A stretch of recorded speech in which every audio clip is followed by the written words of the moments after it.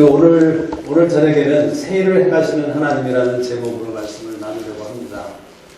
우리가 주님의 십자가와 부활을 생각할 때마다 우리가 읽는 그런 성경 구절들이 있죠. 근데 그 구절을 보면 사람들은 주님이 죽으신 후에 그 무덤에서 주님의 신체를 죽은 몸을 찾고 있었던 그런 일들을 우리가 기억합니다. 그래서 저는 오늘 이 저녁에 하나님께서 우리 개인적인 삶뿐 아니라 우리 예배 가운데 또 우리의 사역 가운데 또 우리의 교회 가운데 새로운 일을 행하시기 원하시는 그런 하나님의 뜻을 아는 그런 시간이 되었으면 좋겠습니다. 사실 우리가 33회 캠프를 시작하면서 하나님께서 저희 사역 안에 새 일을 행하실 것이라는 그런 말씀을 저에게 주셨고 또 우리가 그것을 약속으로 받아들이고 믿음으로 취하는 가운데 하나님께서 계속해서 하나님이 행하실 새 일이 어떤 것인가를 생각하게 하시죠. 그래서 이번에 34회 캠프는 정말 새로운 캠프가 될 것을 저희들이 소망하고 또 섬기는 강사들이 그렇게 계획을 하고 하나님께 구하고 있습니다.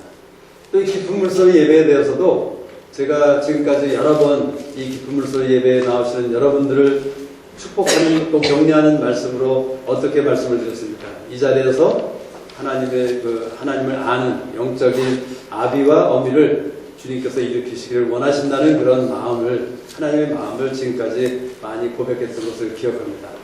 근데 이제 하나님께서 우리 가운데 새 일을 행하시는데 제가 지금 찬양을 드리면서 정말 주께 거룩한 손을 높이 들어서 하나님을 경배하는 그런 사람, 바로 예배하는 자, 진정으로 신령과 진정으로 예배하는 자를 우리 깊은 물소리 예배를 통해서 일으키시기 원하시는 것이 하나님의 뜻, 하나님의 새 일이라는 생각을 다시 한번 하게 됩니다. 우리 사도행전에 보면 베드로와 요한이 성전에 올라갈 때 그 성전 미문에 나면서부터 앉은 명이 되었던 사람이 있었죠. 근데 그 사람의 직업은 구걸하는 것이었습니다. 거지로서 사람들에게 동정을 구하고 사람들이 가지고 있는 동전 몇 푼을 구하는 것이 그 사람의 평생 동안의 직업이었다는 것이에요. 근데 그가 예수 그리스도의 능력과 주님의 이름을 경험한 후에 그는 어떻게 됩니까? 그는 성전 미문에 앉아있던 그 자리를 떠나서 하나님의 전에 들어가서 하나님을 경배하고 두 손을 들어서 주님을 찬양하는 그러한 사람으로 변했던 것을 우리가 다 기억하는 것이죠.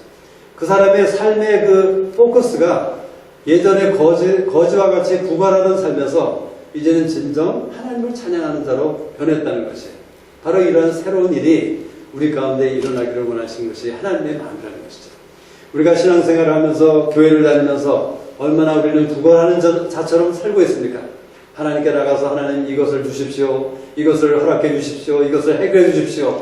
그것이 바로 하나님의 입장에서 볼 때는 어쩌면 구걸하는 그런 모습과 별로 다른 것이 없다는 것이에요. 근데 진정 하나님이 기뻐하는 우리의 모습은 어떤 것입니까? 우리가 교회에 가서 또는 이러한 자리에 나와서 예배를 드릴 때 우리의 진정과 힘과 모든 것을 다해서 두 손을 높이 들고 하나님을 높여드릴 수 있는, 하나님을 찬양할 수 있는 그런 삶이 되기를 원하는 것이 바로 하나님이 우리에 대한 새 일을 행하시는 그런 뜻이라는 것이에요. 여러분 혹시 정말 그런 마음이 있으십니까? 여러분의 마음속에 내가 교회를 다니면서 어떤 직분을 위해서 다니는 것이 아니라 이제는 정말 어떤 해결책을 위해서 다니는 것이 아니라 이제는 정말 그 교회에 갈 때마다 하나님을 만나고 하나님을 높여드리고 하나님을 찬양하는 그런 사람이 되기 위해서 그러한 마음의 소원이 있는 자로 우리를 부르셨다는 사실을 분명히 기억하기를 원하신다고 저는 믿습니다. 오늘 에스겔서 말씀을 보면 에스겔서 37장 11절에서 14절에 이렇게 기록이 되어 있습니다. 또 내게 이르시되 인자야 이 뼈들은 이스라엘 온 족속이라. 그들이 이르기를 우리의 뼈들이 말랐고 우리의 소망이 없어졌으니 우리는 다 멸절되었다 하느니라. 그러므로 너는 대언하여 그들에게 이르기를 주 여호와의 말씀에 내 백성들아 내가 너희 무덤을 열고 너희를 거기서 나오게 하고 이스라엘 땅으로 들어가게 하리라. 내 백성들아 내가 너희 무덤을 열고 너희로 거기서 나오게 한즉 너희가 나를 여호와인 줄 알리라. 내가 또 내 신을 너희 속에 두어 너희로 살게 하고 내가 또 너희를 너희 고토에 거하게 하리니 나 여호와가 이 일을 말하고 이른 줄을 너희가 알리라. 나 여호와의 말이니라 하셨다 하라. 그래서 이 중요한 재미있는 대목은 하나님께서 인자야 이 뼈들은 이스라엘 온 족속이라. 우리가 이 에스겔서 37장의 말씀은 너무나도 여러 번 설교 말씀을 들었던 말씀입니다. 하나님께서 에스겔 선자를 그 골짜기로 데리고 가서 그 골짜기에 가득 쌓여있는 마른 뼈들을 보여주시는 것이죠. 그 마른 뼈들은 죽은 사람들의 뼈 조각들이죠. 근데 그 뼈에다가 하나님께서 힘줄을 매기시고 또 살이 붙게 하시고 생기를 부으셔서 마침내는 하나님의 군대가 되게 하시는 그 스토리를 이어서 이제 계속되는 그 장면이 바로 11절과 11절에서 14절의 말씀이라는 것이에요. 그래서 하나님께서는 이 뼈들은 이스라엘 온 족속이라 라고 말씀하시면서 하나님이 그들을 볼 때에, 그 뼈들을 볼 때에 그 뼈들 가운데서 하나님이 기대하시고 하나님이 보고 계시는 하나님의 군대의 모습을, 하나님의 백성의 모습을 보고 있는 반면에 이스라엘 백성들은 뭐라고 합니까? 그들이 이르기를 우리의 뼈들이 말랐고 우리의 소망이 없어졌으니 우리는 다 멸절되었다 하느니라. 그들이 보고 있는 것은 무엇입니까? 그들은 망한 모습을 보고 있는 것이고 저주받은 모습을 보고 있는 것입니다. 여러분, 그 사람의 뼈가 말라서 그렇게 골짜기에 쌓이기까지는 오랜 세월이 걸린다고 합니다. 왜냐하면 우리가 전쟁에서 죽임을 당해서 죽었을 때 당장 그 붙어있던 살들이나 피가 없어지는 것이 아니죠. 짐승들이 와서, 새들이 와서 그 살을 뜯어먹고 또 날씨가 뜨거운 태양과 그 밤에는 차가운 그런 기후를 통해서 그 뼈들이 마른 뼈가 되기까지는 오랜 세월을 동안을 그러한 상태로 지났어야 된다는 것을 암시하고 있는 것이라는 것이죠. 그래서 마른 뼈가 되었다는 것은 우리 삶 가운데 저주요, 죽음이요, 생명이 없는 것이며 아무 소망이 없는 것을 상징하는 것이라고 우리는 충분히 생각할 수 있는 것입니다. 그런데 이스라엘 백성들은 그 뼈들을 보면서 우리는 마른 뼈를 보았고 소망이 없고 멸절되었다라고 얘기하고 있다는 것이죠. 근데 하나님께서는 그 뼈들에게 힘줄을 두고 살을 입히고 가죽으로 덮고 생기를 들어가게 하셔서 큰 군대가 될 그들을 보고 계신 것을 하나님이 우리에게 오늘 이 저녁에 우리의 초점을 두라고 말씀하고 계신 것입니다. 여러분, 이스라엘 백성들이 애굽을 나올 때 하나님께서 출애굽기 14장에 보면 이스라엘 군대라고 분명히 명시하고 있습니다. 그 이스라엘 백성들은 그동안 400여 년간의 노예 생활을 통해서 군대라고는 창을 잡은 그런 적이 없던 아무 경험이 없는 그런 사람들이죠. 그런데 하나님의 눈으로 보셨을 때는 그들은 하나님의 군대가 그 어느 달에 그 애굽 땅을 나오게 되었다고 출애굽기서는 기록하고 있다는 것이에요. 그 이스라엘 백성들은 하나님께서 그들을 군대로 보시고 그들을 축복하셔서 가나안 땅으로 이끄시기 원하셨는데 그들은 계속해서 자기 자신들에 대해서 어떻게 보고 있습니까? 메뚜기로 보고 있지 않습니까? 그 가나안에 있는 아낙 자손들은 거인으로 보면서 골리앗과 같은 용맹하고 강한 사람들로 보면서 자기 자신에 대해서는 스스로 메뚜기와 같은 존재로 아무것도 할 수 없는, 죽을 수밖에 없고 패배할 수밖에 없는 그런 존재로 보고 있는 그런 사람들의 모습을 우리에게 말씀해주고 있는 것이죠. 기드온이라는 사람이 이렇게 고백합니다. 나는 므낫세 중에 극히 약하고 나는 내 아비 집에서 제일 작은 자입니다. 그런데 하나님께서 그 기드온에게 뭐라고 말씀하십니까? 너 크고 강한 용사여, you mighty warrior 하면서 하나님께서 너는 가서 내 힘을 의지하고 미디안을 치라고 하나님께서 명하시는 장면을 우리 너무나도 잘 기억하고 있지 않습니까? 무엇을 말하고 있는 것입니까? 하나님의 생각과 길이 그들의 생각과 길과 우리들의 생각과 길과 다르다는 것을 얘기하고 있는 것이죠. 제가 재정의 어려움을, 광야를 겪고 있을 때 저는 제 자신에 대해서 실패자로 생각했습니다. 더 이상 이제는 무엇을 해도 아무것도 성공할 수 없는 그런 사람으로 절망 가운데 제 자신을 보고 있었죠. 근데 하나님께 나아갔을 때, 하나님께 슬픔과 하나님께 간절한 마음으로 나아갔을 때 하나님께서 그 스바냐서 3장 17절의 말씀을 통해서 나는 너로 인하여 기쁨을 이기지 못한다고 말씀하셨던 것, 저는 평생 제 일생 동안 절대로 잃어버릴 수 없는 그런 기가 막힌 중요한 장면이었다는 것이죠. 여러분, 우리가 이 저녁에 우리 자신을 무엇으로 보고 있는가를 생각해 볼 필요가 있습니다. 그리고 하나님께서는 나를 또는 내 주위에 있는 형제자매들을 어떤 사람으로 보고 있는지 그것에 대해서 계시를 갖는, 그래서 우리 모두가 새롭게 거듭나는 그런 사람들이 되기를 원하시는, 새 일을 행하시기 원하시는 하나님이신 것을 우리 모두에게 말씀하고 계신 것이죠. 여러분 자신에 대해서 지금 무엇이라고, 나는 누구라고, 어떤 가능성이 있는 삶이라고 생각하고 계십니까? 나의 상황 때문에, 나의 처지 때문에, 나의 언어 때문에, 나의 영어 실력 때문에, 나의 육신적인 어떤 연약함 때문에, 나의 나이 때문에, 우리는 이러한 모든 이의와 핑계를 통해서 하나님이 보고 계시는, 하나님이 보라고 하시는 나의 어떠함을 보지 못하고 나의 생각과 나의 길에 따른 어떤 모습을 보면서 우리는 계속 실패자로, 소망이 없는 자로, 질 수밖에 없는 자로 살고 있다는 것을 회개할 필요가 있다는 것이죠. 하나님이 행하시는 새 일은 저나 여러분의 생각과 길과는 다른 것이죠. 하나님의 길과 생각을 아는 것이야말로 하나님이 행하실 새 일을 누릴 수 있는 비결인 것을 오늘 이 저녁에 우리 모두가 깨닫고 이 자리를 떠나기를 원하시는 것입니다. 그래서 같이 보기를 원하는 말씀은 이사야서 55장 하나님의 생각과 길에 대해서 말씀하시는 그 장면을 우리 같이 읽어보기를 원합니다. 이사야서 55장 1절부터 13절이 전체지만 제가 11절까지만 읽도록 하겠습니다. 너희 목마른 자들아 물론 나와라. 돈 없는 자도 오라. 너희는 와서 사 먹되 돈 없이 값없이 와서 포도주와 젖을 사. 너희가 어찌하여 앙식 아닌 것을 위하여 은을 달아주며 배부르게 못할 것을 위하여 수고하느냐. 나를 청종하라. 그리하면 너희가 좋은 것을 먹을 것이며 너희 마음이 기름진 것으로 즐거움을 얻으리라. 너희는 귀를 기울이고 내게 나와 들으라. 그리하면 너희 영혼이 살리라. 내가 너희에게 영원한 언약을 세우리니 곧 다윗에게 허락한 확실한 은혜리라. 내가 그를 만민에게 증거로 세웠고 만민의 인도자와 명령자를 삼았었나니 내가 알지 못하는 나라를 부를 것이며 너를 알지 못하는 나라가 내게 달려올 곳은 나 여호와 내 하나님 곧 이스라엘의 거룩한 자를 이름이니라. 내가 너를 영화롭게 하였느니라. 너희는 여호와를 만날 만한 때에 찾으라. 가까이 계실 때에 그를 부르라. 악인은 그 길을 불의한 자는 그 생각을 버리고 여호와께로 돌아오라. 그리하면 그가 긍휼히 여기시리라. 우리 하나님께로 나아오라. 그가 널리 용서하시리라.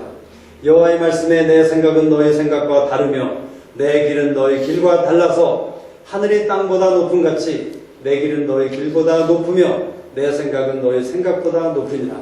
비와 눈이 하늘에서 내려서는 다시 그리로 가지 않고 토지를 적시어서 싹이 나게 하며 열매가 맺게 하여 파종하는 자에게 종자를 주며 먹는 자에게 양식을 줌과 같이 내 입에서 나가는 말도 헛되이 내게로 돌아오지 아니하고 나의 뜻을 이루며 나의 명하신 모든 일에 형통하리라. 아멘. 우리 이사야서 55장 그 첫 번째 부분 너무나도 잘 아는 말씀이죠. 근데 중간 부분에 하나님의 생각과 하나님의 길에 대해서 말씀하고 계십니다. 근데 이 말씀을 요약해 보면 이 이사야서 55장에서 하나님의 길과 생각에 대해서 세 가지를 말씀하고 있습니다. 첫 번째로는 다르다는 것이에요. 나의 생각과 나의 길은 너의 생각과 너의 길과 다르다. 근데 영어 표현을 보면 다르다는 different라는 그런 표현이 아니라 나의 생각과 나의 길은 너의 생각과 너의 길이 아니다 라고 얘기하고 있어요. 조금 다른 의미가 있는 것이죠. 물론 우리가 아니다라는 것을 자세히 생각해 보면 다르다는 의미가 분명히 있는 것입니다. 근데 아니다라는 것이에요. 근데 재미있는 것은, 중요한 것은 그 7절, 바로 그 7절 말씀에 보면 악인은 그 길을, 불의한 자는 그 생각을 버리고 여호와께로 돌아오라. 왜냐하면 나의 생각과 나의 길은 너의 길과 너의 생각과 다르기 때문이다 라고 설명하고 있는 것을 우리가 이해할 수 있습니다. 다시 말하자면 우리가 악인으로서, 우리가 불의한 자로서 가질 수 있는 생각과 길들, 얼마나 우리가 많은 경우에 악인으로 불의한 자로 생각과 길을 가지고 살아가는 삶인 것을 생각해 볼 필요가 있는 것이죠. 그래서 이 다르다는 것을 우리가 제대로 이해하려면 우리가 하나님의 길과 하나님의 생각이 나의 생각과 나의 길과 다르다는 것을 인정하기 위해서는 먼저는 내가 하나님 앞에 불의한 자이며 악한 자라는 사실을 인정할 수 있는 겸손이 필요한 것이라는 것이에요. 여러분, 저나 여러분의 삶 가운데 내가 살고자 하는 어떤 길, 내가 가고자 하는 어떤 삶의 방향, 내가 가지고 있는 많은 생각들, 하루에도 수십 번, 수백 번, 수천 번씩 하는 많은 생각들 가운데 그 중에 얼마나 몇 번이나 하나님의 것이며 대부분의 것은 나의 것, 하나님의 것과는 다른 것, 하나님의 것이 아닌 악한 자의, 불의한 자의 것인 것을 우리가 인정하지 않을 수 없는 우리의 모습이 아닙니까? 이 다르다는 것은 즉 악한 자의 길과 불의한 자의 생각을 버려야 될 것을 우리에게 말씀해 주고 있는 것이에요. 하나님의 길이, 하나님의 생각이 나의 길과 나의 생각과 다르다는 것을 인정하신다면 내가 먼저 해야 될 것은 무엇입니까?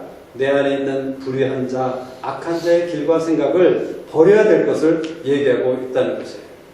사실 하나님의 나라는 많은 것을 버려야 우리가 얻을 수 있는 것이죠. 우리가 하늘나라를 가끔 귀한 진주로 표현하지 않습니까? 그래서 그 진주를 사기 위해서는 우리가 내가 가진 모든 것을 다 팔아서 그 진주를 사게 되는 것이라는 것입니다. 주님께서 그런 비유를 여러 가지로 말씀해 주셨어요. 우리가 버리지 않을 때 하나님의 것을 알 수가 없습니다. 우리가 대가를 지불하지 않으면 하나님의 것을 소유할 수가 없는 것이죠. 내가 버리지 않을 때 하나님의 것을 이해할 수가 없는 것이에요. 그래서 우리가 다윗이라는 사람은 다윗이라는 사람은 시편에 보면 많은 경우에 하나님이여 나의 산성 되신 하나님이여 라고 고백하면서 하나님께 도움을 청했던 사람이죠. 오늘 아침에 저희 사무실에서 예배를 드리면서 보게 되었던 말씀이 시편 59편의 말씀이었습니다. 시편 59편은 사울에게서 다윗이 도망을 다니면서 하나님께 고백했던 시편이에요.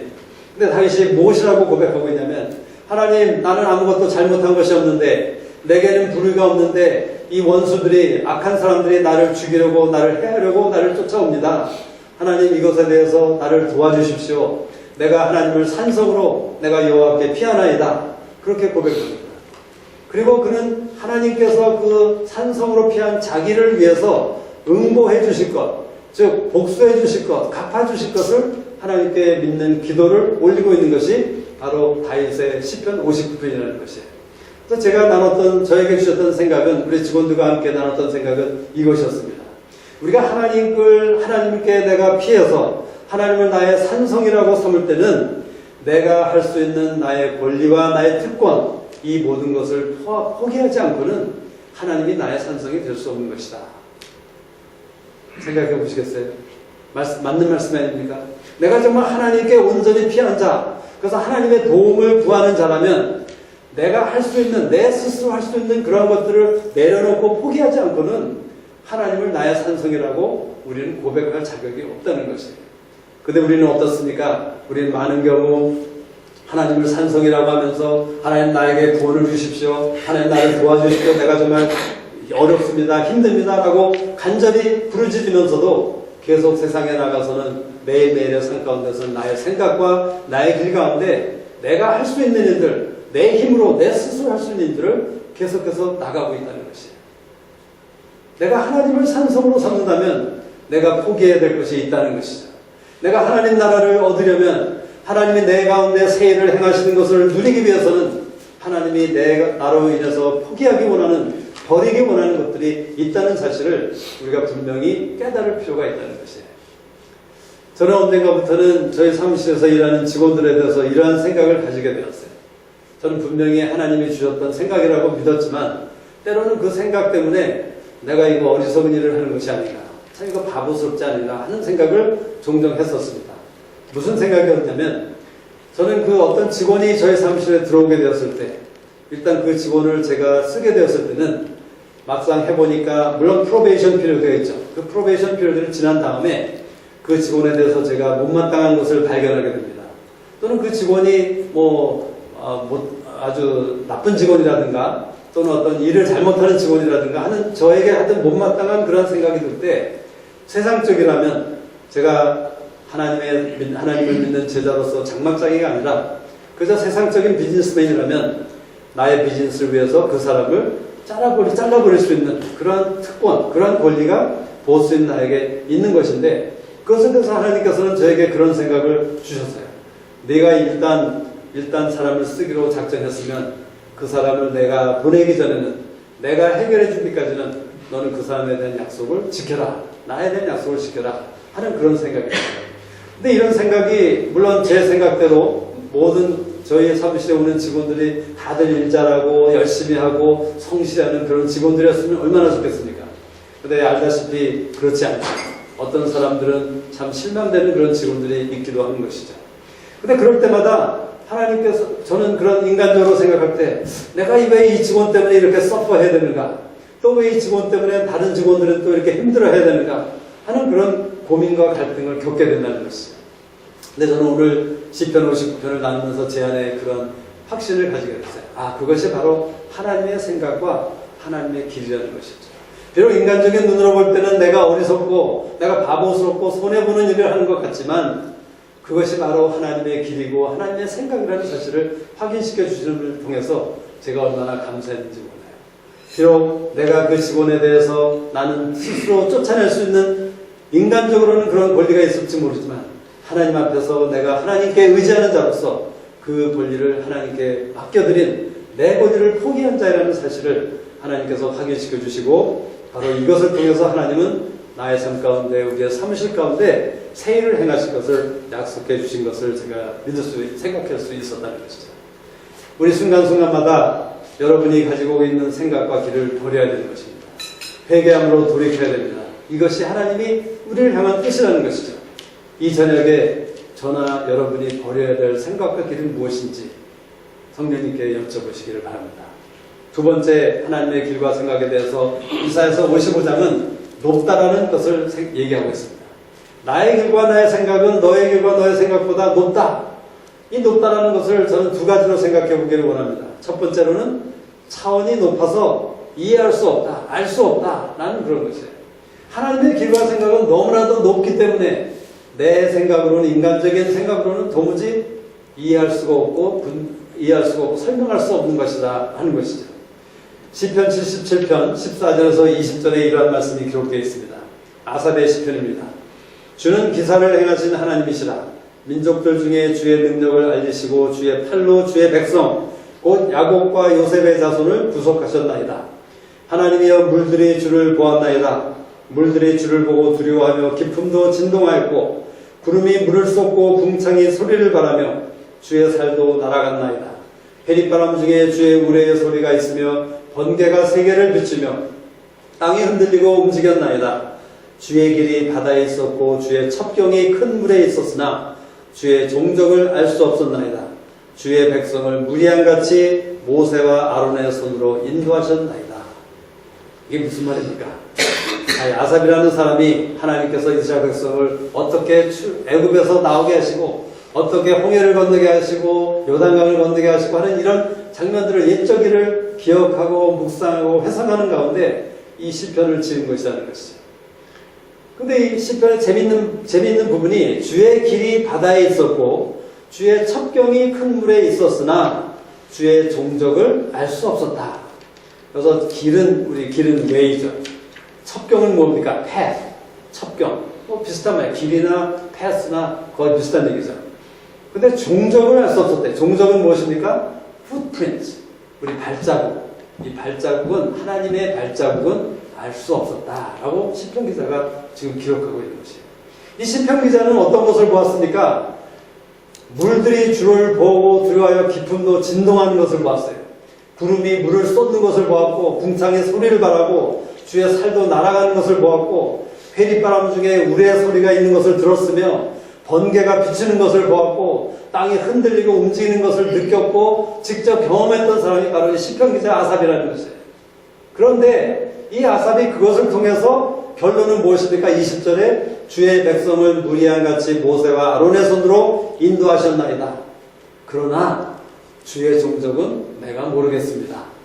다시 말하자면 그는 알게 된 것이에요. 하나님께서 주님의 백성을 무리한같이 모세와 아론의 손으로 인도하신 것은 내가 분명히 이해하고 알겠지만 그 과정 가운데 하나님께서 어떤 발자국으로 왜, 어떻게, 언제, 무엇을, 왜, how 이런 것들에 대해서는 내가 도무지 모르겠습니다 라고 얘기하고 있는 것이에요. 근데 이것을 잘 생각해 보면 하나님께서 저나 여러분의 삶 가운데 행하신 일들을 생각해 볼 때 하나님의 일이 바로 그런 것이죠. 우리가 볼 때는 하나님이 우리를 어떤 상황들을 통해서 나를 이렇게 이끄셨어. 그것까지는 분명히 결론을 내릴 수 있어요. 그렇지만 그 가운데 일어났던 여러 가지 사건들과 상황들과 형편들과 만난 사람들과 여러 사람들과의 관계 같은 것을 생각해 볼 때 도대체 하나님이 어떤 종적으로 어떤 그 발자국으로 하나님이 나에게 임하셨는지 그것은 제가 도무지 인간의 힘으로는 인간의 지혜로는 알 수도 없고 이해할 수도 없고 설명할 수 없다는 것이에요. 저의 삶 가운데도 하나님께서 특별히 에레미야서 29장 11절의 말씀과 신명기 8장 1절에서 3절의 말씀과 이사야서 43장 10절의 말씀으로 저에게 약속하시고 이끄셨고 저에게 하나님의 일들을 경험하게 하셨어요. 그래서 제가 분명히 압니다. 저는 하나님의 제자로 부르심을 받은 자이고 하나님의 종이요 하나님의 증인이라는 사실을 저는 분명히 믿습니다. 제가 다 그렇게 사는 것은 아니지만 저는 그렇게 살기를 원하고 소원하고 하나님이 저를 그러한 사람으로 변화시켜 가고 있는 것을 저는 믿고 그렇게 살고 있는 것이죠. 그래서 저를 그렇게 하는 가운데 하나님께서는 저에게 물이 쏟아지는 것을 보여주셨어요. 궁창이 열리는 것을 보게 하셨습니다. 땅이 흔들리는 것을 경험케 하셨어요. 번개가 치는 것을 보게 하셨습니다. 여러 가지 사건과 기적과 이적들을 통해서 하나님이 행하시는 그 능력의 일들과 하나님만이 행하실 수 있는 그런 엄청난 일들과 사건들을 많이 보게 하셨지만 제가 그것들을 통해서 하나님의 발자국을 설명할 수는 없다는 것이죠. 그렇지만 제가 아는 것은 하나님께서 저를 누구로 부르셨고 어떤 사람으로 일으키고 계시다는 사실을 저는 분명히 안다는 것이에요. 여러분, 하나님의 길과 생각은 흥분된 것입니다. 여러분, 그것을 기대하십니까? 하나님의 길과 생각은 놀라운 것이에요. 너무나도 차원이 높아서 내가 다 이해할 수 없고 설명할 수 없지만 그것은 사람의 힘으로는 또는 사람의 지식이나 사람의 경험으로는 도무지 알 수 없는 그러한 놀랍고 원더풀한 것임을 우리는 분명히 기대할 수 있다는 것이에요. 제가 이 말씀을 보면서 우리 성격 강의를 들으신 분들은 다 알겠지만 SP에게는 참 하나님의 길과 생각이 높다는 것이 얼마나 재미있는 것인가, 얼마나 좀 흥분된 일인가 한번 생각을 하고 기대해 보는 것이죠. 그 높다라는 것은 알 수 없고 차원이 높은 것이고 이해할 수 없다는 차원뿐만 아니라 좋은 것이라는 것, 선한 결과를 가져온다는 것을 우리가 또 생각해 볼 수 있는 것입니다. 여러분, 다윗을 하나님께서 왕으로 세우실 때 연단이 있었습니다. 하나님께서 사무엘을 선지자를 통해서 다윗에게 기름 부으시는 후에 적어도 15년, 20년의 생활 동안 다윗은 그 사울을 피하면서 죽음의 그 어려운 광야길을 갔었던 그런 고난의 연단의 시간이 있었죠. 또 요셉이라는 사람, 하나님께서 꿈을 주셔서 그로 하여금 다스리는 사람, 높은 사람이 되게 하실 것이라는 그러한 꿈을, 생각을 분명히 품게 하셨어요. 그렇지만 그 생각이 이루어질 때까지 그는 죽을 뻔했고 노예가 되었어야 되고 억울하게 교제를 받아서 감옥에 가야 되고 하는 그러한 엄청난 일들을 경험하게 된다는 것이죠. 그런데 하나님께서는 궁극적으로 그 다윗을 말씀하신 대로 기름 부으신 대로 다윗을 왕으로 세우십니다. 또 요셉을 애굽의 총리로 세우셔서 이스라엘 백성들을 구원케 하는 그러한 엄청난 일을 이루신 것이죠. 그렇다면 우리가 이런 일들을 생각할 때 하나님의 길과 생각을 우리가 아는 자라면, 알기를 원하는 자라면, 또 믿는 자라면, 인정하기를 원하는 사람들이라면 우리는 그 가운데 있는 연단 가운데 그 하나님의 선하심을 신뢰하는 사람이 되어야 된다는 것이죠. 우리의 연단과 과정은 우리에게 힘들고 이해할 수 없는 것입니다. 우리는 피하고 싶습니다. 그렇지만 그 과정 가운데 하나님이 반드시 선한 것을 이루신다는 사실을 우리가 기억하는 가운데 그 어려움의 시간들을, 과정들을 우리는 지나갈 수 있고 오버컴할 수 있다고 말씀하시는 것이죠. 로마서 8장 28절 우리가 알거니와 하나님을 사랑하는 자 곧 그 뜻대로 부르심을 입은 자들에게는 모든 것이 하나 합력하여 선을 이루느니라. 여러분, 하나님이 여러분의 삶 가운데 합력하여 선을 이루신 것을 믿고 계십니까? 여러분이 정말 이 사실을 계실 가운데 믿는 사람이라면 지금 우리의 어떤 상황, 어떤 형편, 나에게 굉장히 어렵고 아프고 힘든 그러한 것들이 사실은 감사의 대상이 될 수 있다는 것이에요. 원망과 불평이 아니라 감사하고 하나님을 찬양할 수 있는 그런 예배자로서의 삶을 살게 하는 것이 바로 하나님의 생각과 길은 반드시 선한 결과, 좋은 것을 이루신다는 사실을 믿는 가운데 있게 될 수 있다는 것을 얘기하는 것이죠. 하나님이 이루시는 선은 그저 좋은 것만이 아니죠. 하나님은 악한 것, 잘못된 것, 쭈그러진 것들, 낭비하는 것들, 이런 것들을 하나님의 손 안에서 선하게 만드시는 토기장이십니다. 여러분, 악한 사울, 교회를 탄압하고 주님을 정말 퍼시큐트 하던 그 사울을 이방인을 위한 사도로 하나님께서 변하게 하셨어요. 화랑방탕한 탕자를 하나님은 그를 아버지의 아들로 세우셨습니다. 저와 같은 경우는 실패한 저를 하나님께서 주님의 제자로 부르시고 세우셨습니다. 그래서 우리가 믿을 수 있는 것은 무엇입니까? 저에게 말씀해 주셨던 것처럼 예레미야 29장 11절의 말씀처럼 내가 너를 향한 나의 생각을 내가 아나니 재앙이 아니라 평안이요 장래의 소망을 주기 위한 생각이다. 하나님의 생각은 여러분이 어떤 상황에 있든지, 여러분이 어떤 엄청난 잘못을 지었을지라도 우리가 하나님 앞에 돌이켜서 하나님의 도움을 구하는 가운데 하나님 앞에 나갈 때 하나님은 언제나 always 영원히 우리에게, 여러분에게 말씀해 주실 것입니다. 내가 너를 향한 나의 생각을 아느니 그것은 재앙이 아니라 평안이다. 장래의 소망을 주기 위한 생각이다. 라고 말씀하실 것입니다. 여러분, 하나님은 선을 이루시는 전문가십니다. 지금 여러분이 처한 상황이, 지금까지 또는 기록이, 지금까지의 전과가 아무리 사람들이 볼 때는 나쁘고 악하고 소망이 없는 그런 일일지라도, 그래서 이스라엘 백성들이 자기들을 보았을 때 마른 뼈, 정말 소망이 없는 저주의 마른 뼈로 보았지만 우리가 걱정할 필요가 없는 것이죠. 하나님 안에서 하나님의 생각과 하나님의 길을 아는 사람을 통해서 하나님은 새로운 일을 이루시는데 그것은 평안의 일이요, 그것은 장래의 소망의 일을 이루실 것을 우리가 기대할 수 있다는 것입니다. 세 번째, 하나님의 생각과 길의 그 한 가지면 무엇입니까? 확실하다는 것이 10절과 11절에 보면 하나님께서 이렇게 말씀하십니다.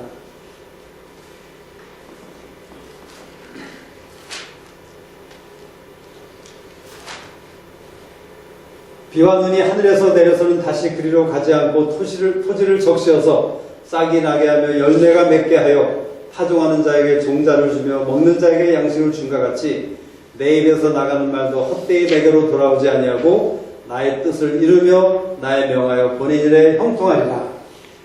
나의 뜻을 이루고 보낸 일에 형통하리라. 두 가지를 말씀하고 계신 것이죠. 하나님의 말씀은 반드시 이루어지는 것입니다. 형통함으로 이루실 것을 약속하고 계신 것이죠. 여기서 형통함으로 이루신다는 것은 내가 원하는, 내가 생각하는 방법대로가 아니라 하나님의 생각과 하나님의 길 가운데 이루시는 것을 인정할 필요가 있는 것이에요. 여러분, 하나님이 반드시 말씀하신 것을 이루신다고 했는데 우리는 그것에 대해서는 yes, 아멘 합니다. 그런데 하나님이 형통한 가운데 이루신다는 것에 대해서 우리는 많은 경우 이해하지 못하고 불평하고 원망할 때가 많이 있는 것이죠. 그런데 형통함에 대해서 우리는 올바른 이해를 가질 필요가 있다는 것이에요. 형통함에 대해서 올바른 이해를 가졌던 다윗이라는 사람, 그는 하나님께서 자기를 광야의 길을 걷게 하셨지만, 억울한 일을 당하게 하셨지만, 친구들이 자기를 배반하고 떠나는 엄청난 사건들을 많이 경험하게 되었지만, 그가 사울을 죽일 수 있었던 두 번의 기회가 있었지만 그는 스스로 사울을 죽이지 않고 하나님이 이루실 때까지 바라고 기다렸던 것을 우리는 기억해야 된다는 것이죠. 요셉이라는 사람도 마찬가지 아닙니까? 요셉이라는 사람이 그 감옥에서 다른 사람들에게 자기 형들을 불평하지 않습니다. 자기 형들을 원망하지 않는다는 것이죠. 내가 이 자리에 있는 것은, 나는 여기 온 것은 납치당한 것이라고, 어떤 다른 악한들에게 납치당한 것으로 거짓말 아닌 거짓말을 하면서 그런 형들을 원망하지 않는 것을 우리는 분명히 보게 되는 것이죠. 또 창세기 46장인가에 보면 그 아들의 이름을 지을 때 하나님께서 그 형들을 통해서, 형들의 악한 일을 통해서 하나님의 선한 일을 이루신 것이라는 사실을 증명하는 그러한 이름으로 므낫세라는 이름, 에브라임이라는 이름, 이런 것들을 짓는 그 요셉의 모습을 본다는 것이죠. 왜 그런 사람, 이 다윗이나 요셉이 그런 일들을 할 수 있었는가? 형통함에 대해서 분명한 이해를 할 수 있었기 때문이라는 것이에요. 이 형통함은 무엇입니까? 이것은 하나님의 높은 생각과 길을 경험하는 것이에요. 하나님의 높은 생각과 길이 경험되어지는 것이 형통함이라는 것이에요. 제가 재정의 광야를 겪고 있을 때 제가 컴퓨터를 보니까 돈이 모자랐어요. 그때는 어떤 상황이었냐면 저희 은행에서 돈이 모자라면 당장 전화가 옵니다. 자, 오늘 얼마를 집어넣으십시오. 그래서 오늘은 몇백 불, 또 어떤 때는 2,000불, 어떤 때는 4,000불, 어떤 때는 700불, 이렇게 계속 전화가 오는 그런 때였어요. 그때는 저의 크레딧이 안 좋았기 때문에 제가 라인 오브 크레딧이라는 것도 없었고 제가 누구에게 돈을 꿀 수 있는 그런 형편이 못 되었어요. 그래서 온전히 하나님이 공급하시는 그것만을 기대하고 믿고 살 수밖에 없는 그런 상황이었죠. 매일매일 비즈니스를 하는데 여러분, 매일매일 은행에서 전화가 온다고 상상해 보세요. 자, 오늘은 얼마를 넣으십시오. 오늘은 빵꾸나지 않게 얼마를 넣으셔야 됩니다. 이런 전화를 매일매일 받는다는 거 얼마나 피곤하고 정말 스트레스가 얼마나 많은 일인지 여러분 아마 상상해 보실 수 있을 것입니다. 근데 그런데 한동안 이런 일이 있었어요. 제가 컴퓨터를 보니까 분명히 돈이 없어요. 그래서 지금 당장 은행에서는 저에게 전화가 와서 돈을 넣으라고 해야 되는 그런 상황인데, 전화가 오지 않는 거예요. 그렇다고 제가 일부러 전화를 해서 왜 전화 안 하느냐 물어볼 수도 없는 형편이죠. 그래서 저는 조마조마하면서 그 시간을 하루, 이틀, 4일, 일주일, 한 2주일 정도 그런 시간이 갔던 것 같아요. 근데 2주일 만에 저에게 마침 하나님께서 어떤 다른 인컴을 있게 하셔서 그 돈을 메꾸게 하셨죠. 근데 바로 그 돈을 메꾼 일이 있자마자 은행에서 전화가 왔어요. 자, 우리 미사관 그 수표를 좀 바꿔야 될 것 같다. 그래서 왜 그러냐 그랬더니 그 저희 수표를 프린트해준 인쇄소에서 프린트를 잘못해가지고 제가 고의로 한 거 아닙니다. 그 인쇄소에서 스스로 잘못 인쇄를 해서 그 밑에 숫자 하나를 잘못 기록했기 때문에 은행에서 매번 저희 수표가 들어올 때마다 컴퓨터로 할 수 있는 작업을 매뉴얼로 하다 보니까 시간이 2주 동안 지연된 것이었어요. 제가 그것을 들으면서 제 마음에 하나님이 하신 일이구나. 여러분 바로 이것이 형통함이에요. 제가 바랐던 것은 하나님 나에게 내 구자에 그저 매일 그저 한 2만 불 정도 2만 불도 크면 그저 1만 불 정도만 엑스트라로 있어서 은행에서 저에게 전화를 하지 않도록 좀 막아주세요. 제가 한동안 그런 기도를 했었습니다. 근데 하나님께서 그때는 그 기도를 들어주지 않으셨어요. 그리고 매일매일 전화를 받아야 됐고 그 스트레스 가운데 그 돈을 만들어서 디파짓을 하느라고 고생했던 적이 그 시즌이 있었다는 것이죠. 저는 그런 상황을 원치 않았지만 하나님께서 그 상황을 저에게 허락하시고 그렇지만 형통함을 통해서 하나님께서 그 모든 어려움을 극복하고 이길 수 있도록 지날 수 있도록 하나님께서 행하셨다는 것이에요. 바로 이것이 형통함의 원칙이라는 것입니다. 우리는 그 형통함을 경험하기보다는 차라리 문제되는 그것을 다 없애주시면 아주 편안하겠다 하나님께 구하지만 여러분 하나님의 길과 생각을 구하는 자라면 절대로 그것은 노원하는 것이죠. 하나님의 생각과 길은 높은 것이기 때문에 하나님의 길과 생각은 높은 것이기 때문에 형통함을 통해서 반드시 이루시는 하나님이라는 사실을 우리에게 알기를 원하고 그렇게 배우기를 원하는 것이에요. 그런 형통함을 통해서 우리는 하나님이 얼마나 선하신지를 하나님이 얼마나 신실하신지를 하나님의 그 타이밍이 얼마나 퍼펙트한지를 우리는 경험하게 되고 알게 되는 것입니다. 그래서 우리는 하나님을 알게 되고 우리의 어려운 상황이 다시 닥쳐올 때 우리는 자신이 생기는 것이죠. 담대함이 생기는 것이죠. 이 형통함이라는 단어의 원어를 찾아보니까 원어의 의미는 무엇인지 아십니까? 강을 건너다 라는 뜻의 의미가 있습니다. 여러분 강을 건넌다는 것은 사람이 그저 할 수 있는 일이 아니죠. 여러분 성경에 이스라엘 백성들이 바다를 건넌 적이 2번 있었어요. 잘 아시듯이 홍해를 건넜고 요단강을 건넜습니다. 근데 홍해와 요단강을 건넜을 때 그 홍해와 요단강이 과연 그 이스라엘 백성들이 그 많은 사람들이 많은 그 이삿짐을 끌고 어린아이들을 끌고 그 여자들을 같이 하면서 그 바다를 건널 수 있었습니까? 없었던 것이죠. 근데 하나님께서 그 홍해의 사건과 요단강의 사건을 기록하신 이유가 있다면 바로 이스라엘 백성들로 하여금 하나님의 그 높은 길 반드시 이루시지만 형통함 가운데 이루신다는 하나님의 높은 길을 우리에게 그들에게 배우기 위해서 그들에게 가르치시기 위해서 그 요단강과 홍해 사건을 기록하셨다고 저는 생각합니다. 그래서 우리가 믿을 수 있는 것이죠. 하나님이 반드시 말씀하신 것에 대해서 하나님의 길과 생각을 통해서 이루신다는 사실을 우리는 믿을 수 있는 것입니다. 그래서 히브리서에 보면 히브리서 11장 13절에 이 사람들은 다 믿음을 따라 죽었으며 약속을 받지 못하였으되 그것들을 멀리서 보고 환영하며 또 땅에서는 외국인과 나그네로라 증거하였으니 이 믿음의 선조들이 약속을 받지 못했는데 죽었대요. 그리고 이 땅에서는 나그네 또 본향을 사모하는 환영하는 멀리서 보고 환영하는 사람들로 죽어갔대요. 무엇을 의미하는 것입니까? 그들은 믿음이 있었다는 것이에요. 그들은 자기의 삶의 생전에 하나님의 일이 이루어지진 않았지만 하나님께서 반드시 그 일을 이루실 것이라는 그 믿음이 있었기 때문에 그들은 자기들의 본향 천국에 가서 그것을 기대하며 그것을 바라보며 소망을 가지는 자로 있을 수 있었다는 것을 우리에게 얘기해주고 있는 것이죠. 하나님의 새 이름은 무엇입니까?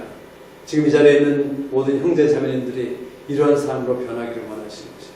믿음이 있는 사람, 그래서 내가 원하는 것이 지금 당장 이루어지지 않을지라도, 그리고 혹시 내 삶 가운데, 내 상정 가운데 그 일이 되어지지 않을지라도 하나님께서 반드시 그 일을 이루신다는 사실을 믿는 믿음 가운데 이 믿음의 선조와 같이 그 약속을 바라보며 죽을 수 있는 그런 삶이 되기를 원하신다는 것이죠. 오늘 이 저녁에 여러분이 붙들어야 될 하나님이 이루실 약속의 이름이 무엇입니까? 여쭤보세요. 그리고 그 약속에 대해서 믿으십시오. 정말 죽더라도 하나님이 반드시 죽기까지 그 일을 아니하실지라도 내가 믿을 것입니다. 라는 그런 믿음을 가질 때 하나님께서 그 일을 반드시 이루실 것을 우리에게 말씀하고 있는 것이죠. 자, 마지막 결론을 짓습니다. 하나님께서 우리 가운데 새 일을 행하시기 원하십니다. 새 일을 행하심을 우리가 누리기 위해서는, 소유하기 위해서는 우리가 하나님의 길과 생각을 아는 자가 되어야 된다는 것이죠. 하나님의 길과 생각을 안다는 것은 하나님의 길과 생각이 다르다는 것을, 그래서 우리 안에 있는 불의한 자의, 악한 자의 길과 생각을 버리는 것을 얘기하는 것이죠. 또 그것은 높은 것을 의미하는 것입니다. 내가 이해할 수 없는 것입니다. 그렇지만 우리는 기대할 수 있는 것이죠. 하나님이 그 하나님의 높은 길과 생각을 내 삶 가운데 행하실 때 우리는 정말 기가 막힌 일들, 남들은 경험할 수 없는 정말 그 신나는 일들, 그러한 일들을 우리가 경험할 수 있다는 사실을 우리가 기대할 수 있다는 것이에요. 주님께서 마태복음에서 우리에게 약속하셨죠. 너희는 내게 와서 배우라. 내가 너에게 쉼을 주리라. 그 쉼이라는 단어가 무슨 단어인지 아십니까? 그 쉼이라는 것은 그냥 아무것도 안 하고 잠만 자는 풀풀 자는 그런 쉼이 아니라 그 쉼이라는 것은 익사이트먼트예요. 그리고 리프레시먼트예요. 그리고 레크리에이션이에요. 아, 성경에 레크리에이션, 익사이트먼트 이런 거 나오는 거 자주 못 보셨죠? 근데 그 쉼이라는 원어의 단어를 생각해 볼 때 5가지의 의미가 있는데 구원, 쉽다, 용이하다, 또 새롭다, 신선하다, 그리고 오락이다, 즐거운 것이다. 이런 것이 제자의 삶이라는 것이에요. 여러분, 제자의 삶은 그저 언제나 심각하고 무겁고 스트레스가 많고 짐이 많고 이런 삶이 아니라 주님께서는 내 짐은 가볍다고 얘기하셨고 너에게 줄 내가 주는 내 쉼은 그 쉼을 누릴 것을 얘기하셨어요. 그렇다면 우리가 하나님의 길과 생각 가운데 살아갈 때 우리가 경험하는 그 새 길은, 그 새 일은 그것은 절대로 무겁고 어려운 것이 아니라는 것이죠. 신명기서에서도 하나님께서 무엇이라고 말씀하십니까? 내가 오늘날 너에게 명하는 이것은 절대로 어려운 것이 아니고 할 수 없는 것이 아니다. 쉬운 것이다. 가까운 것이다. 내 마음에 있는 것이다. 라고 분명히 하나님은 말씀하셨어요. 근데 우리는 계속 내 생각과 내 길 가운데 하나님의 것은 무거운 것이지. 나는 감당할 수 없지. 경험이 있어야 되지. 연륜이 있어야 되지. 돈이 많아야 되지. 하나님은 우리의 돈과 내가 가진 것과 없는 것과 경험과 지식과 이런 것과는 아무 상관없이 하나님의 일을 행하시는 분이십니다. 그래서 하나님께서 우리에게 강조하는 마지막 부분은 무엇입니까? 너희가 정말 나의 길과 나의 생각을 아는 가운데 내가 행하고자 하는 새 일을 내 삶 가운데 경험하고 누리기를 원한다면 청정하라, 귀를 기울이고 들으라. 3번 하나님의 말씀을 들을 것을 이사야서 55장에서 얘기하고 있는 것이에요. 청정하라, 귀를 기울이고 들어라. 이 3번의 말씀은 무엇입니까? 귀를요, 느려서 들으래요. 이거 직역을 한다면 귀를 잡아당겨서 들으라는 거예요. 또 청정하라는 것은 아주 pay attention. 정말 그냥 공부 열심히 하는 사람처럼 선생님의 말씀에 열심히 집중하는 그런 사람처럼 집중해서 듣는 것이 청정하는 것이에요. 또 귀를 기울인다는 것은 귀를 잡아당겨서 하나님의 말씀을 좀 더 가까이 들으려고 하는 그런 애쓰는 모습, 들은 그런 들음을 하나님께서 우리에게 요구하시고 구한다는 것이에요. 그런 사람에게 하나님께서 하나님의 생각과 길을 알려주신다고 약속하고 있는 것이에요. 55장 11절에서 뭐라고 말씀하시죠? 내 입에서 나가는 말에 대해서 갑자기 얘기하세요. 갑자기 하나님이 하나님의 생각과 길에 대해서 얘기하다가 내 입에서 나가는 말은 반드시 열매를 맺을 것이다 라고 말씀하세요. 그 말은 무엇입니까? 하나님의 입에서 나가는 말을 통해서 하나님의 길과 생각을 우리에게 알려주신다는 것이에요. 그래서 우리는 하나님의 말씀을 청정하고 귀를 기울여 들을 필요가 있는 것을 이사야서 55장이 얘기하고 있는 것이에요. 근데 우리가 그 귀를 기울이지 않고 듣지 않고 청정하지 않기 때문에 우리는 어떤 자로 있습니까? 목마른 자로 있다는 것이에요. 배고픈 자로 있다는 것이에요. 영양실조를 당한 사람으로 있다는 것이에요. 하나님을 만나지 못하고 찾아도 찾지 못하고 불러도 만나지 못하는 그런 자, 그래서 하나님의 은혜를 경험하지 못하고 하나님의 용서를 누리지 못하는 그런 자가 될 수밖에 없다는 사실을 오시아서 55장 1절에서 6절에서 기록하고 있는 것이에요. 너희 목마른 자들아. 누가 목마른 자입니까? 하나님의 길과 생각을 알지 못하기 때문에. 왜요? 하나님의 말씀을 청종하지 않기 때문에. 배고픈 자들아, 악한 자들아, 불의한 자들아. 누구입니까? 하나님의 길을, 생각을 알지 못하고 하나님의 말씀을 청정치 않기 때문에, 그 생각과 길을 알지 못하기 때문에 우리는 그런 배고픈 자, 영원히 죽는 자, 악인, 불의한 자, 이런 사람으로 살 수밖에 없는 사실을 우리에게 깨우치고 계신 것입니다. 여러분, 혹시 여러분의 삶이 지금 목마른 삶이 아닙니까? 여러분의 삶이 혹시 배고픈 사람이 아닙니까? 혹시 영양실조에 걸리신 분이 아닙니까? 혹시 악인이십니까? 불의한 자십니까? 그렇다면 우리는 다른 거 다 치우고 하나님 앞에 나아가서 하나님의 말씀을 들을 필요가 있다. 에스겔서 37장 14절에 나 여호와가 이 일을 말하고 이룬 줄을 너희가 알리라. 무엇을 얘기하는 것입니까? 하나님의 말씀을 듣는 자만이 하나님이 이루시는 일을 알게 된다는 것이에요. 근데 우리가 하나님의 말씀을 듣지 않기 때문에 하나님이 이룬다는 그 사실, 이루시는 일들을 우리가 보지 못하고 깨닫지도 못하고 누리지도 못하는 것을 37장 14절이 우리에게 얘기해 주고 있는 것이죠. 4절은 또 37장 4절은 무엇이라고 또 기록합니까? 너희 마른 뼈들아 여호와의 말씀을 들을지어다. 이사야서 55장 2절에 나를 청정하라. 너희는 귀를 기울이고 내게 나와 들으라. 6절에서 너희는 여호와를 만날 만한 때에 찾으라. 가까이 계실 때에 그를 부르라.